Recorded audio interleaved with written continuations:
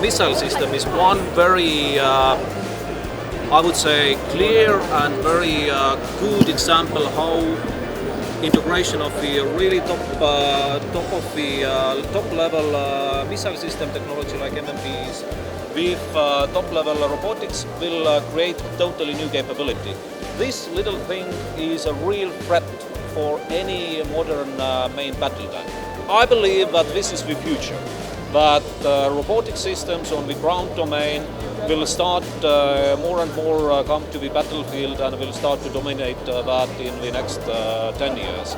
In different size classes, in the size class like that behind you, but as well in the bigger size classes. So this is where we are heading.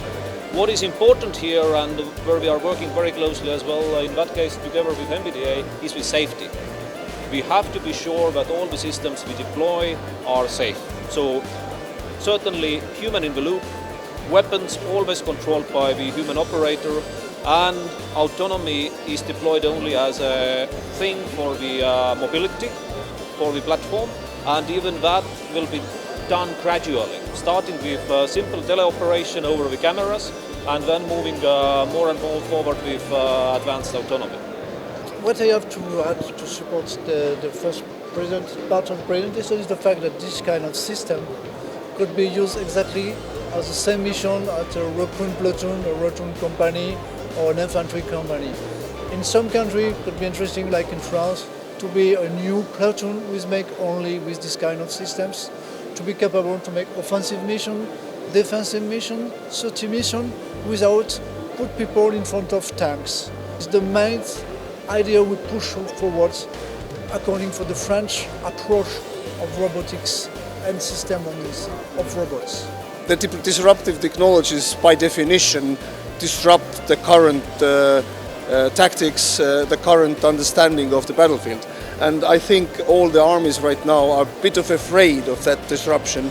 But our company is not only bringing a product on the market, but we are about to develop a new tactics which will then use manned and unmanned platforms together in order to make our soldiers safer, to take payload away from them and help them to be efficient in the battlefield. That's the whole idea of robotics. This particular with the anti-tank weapon, it is a prototype, but our product is already in production and we already use it. And we are going, Estonian Army is going together with French Army, working in Mali in April, and they will try to use it, operationalize it in Mali as a solution of reconnaissance and mule systems, so not weaponized system, but more in support, in the combat service support function. So just behind you have the MMP, so the new generation system for the French Army. It is missiles, anti-tank at the beginning with the capability, build on line of sight and fire and forget. But you keep the man in the loop with the system. What is to say that whatever the engagement you drive, moving target, starting target, building, the gunner keep the hand of the missiles. Also on the screen you have a team from special forces observing a meeting between different people.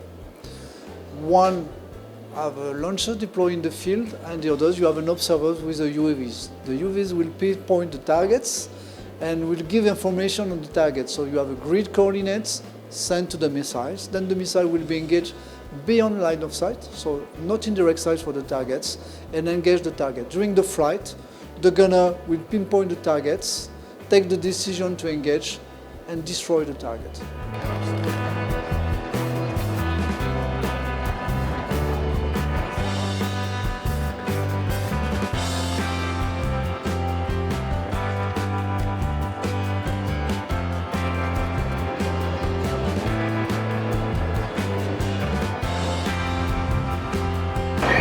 Just keeps getting weirder and weirder. Built on the Dodge Ram 5500 OEM chassis, the Titan DS model belongs to the multitasking, mine-resistant category and complies with STANAG 2 armouring level. It features V-hull floor design, 12-person seating capacity, 10 gun points and 360-degree mounted turret on request.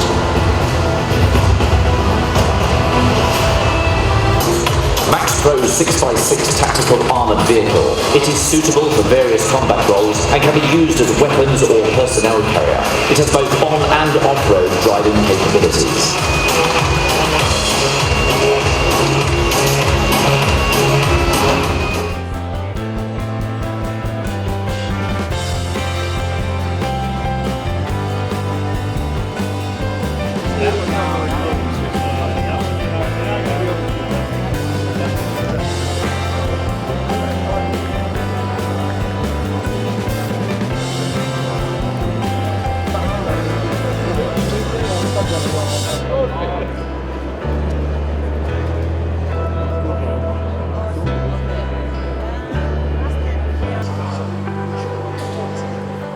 Good afternoon, my name is Doug Malachowski. I'm the International Business Director for Polaris Industries from the United States.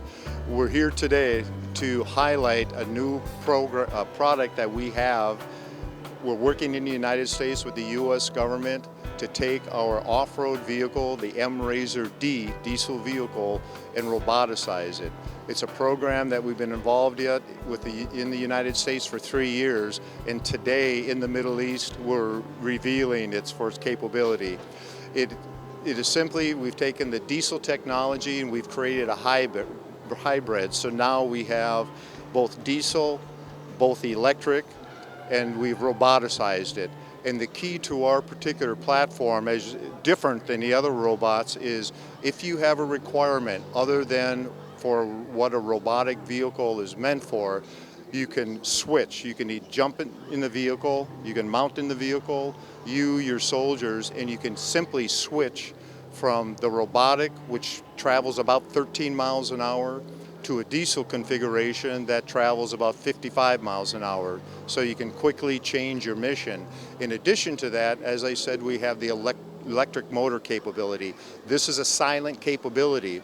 You can switch a second switch and go from either the robot and the diesel to a simply electric vehicle, which right now for the U.S. government and governments around the world, it gives you a silent capability. So the people that you are looking at, or the mission that you are trying to form, you can complete that mission in a silent mode.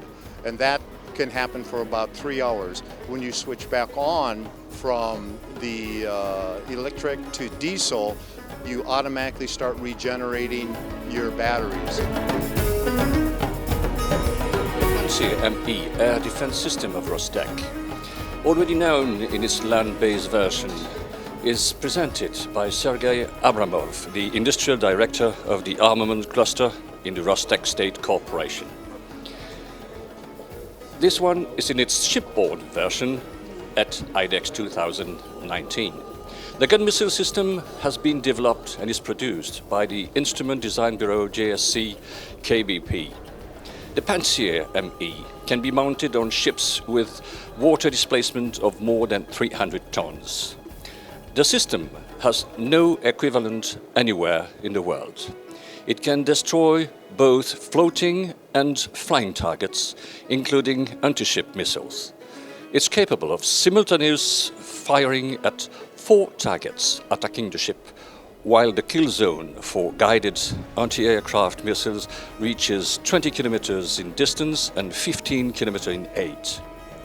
A typical sequence would be firing missiles first, and in case of miss, or if the target is relatively small and close, firing the chain guns. The system includes a highly intelligent multi-mode adaptive radio-optical system. All the stages of the operator's work, from the target acquisition to the firing, are completely automated.